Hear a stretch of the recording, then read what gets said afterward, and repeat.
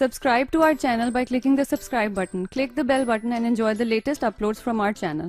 अस्सलाम वालेकुम नाज़रीन, आपको अपने चैनल में वेलकम कहती हूँ।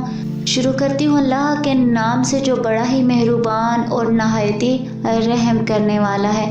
अस्सलातु वस्सलामु अलैका या रसूलल्लाह व अला आलिका व सहाबिका या हबीबल्लाह। नाज़रीन, आज की इस वीडियो में मैं आपको ये बताऊँगी कि जादू करने वाले का पता कैसे किया जा सकता है। मैं आपको एक ऐसा वजीफ़ा बताऊंगी जिससे जादू करने वाले का पता चल जाए कि किसने आप पर जादू किया है।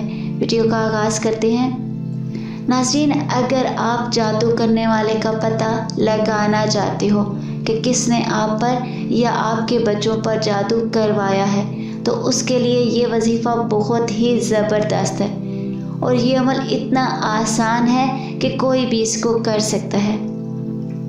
आपने क्या करना है, गुस्ल करके पाक साफ़ हो जाना है और पाक साफ़ कपड़े पहनकर इशा की नमाज के बाद 2 रकत नफल पढ़ने हैं।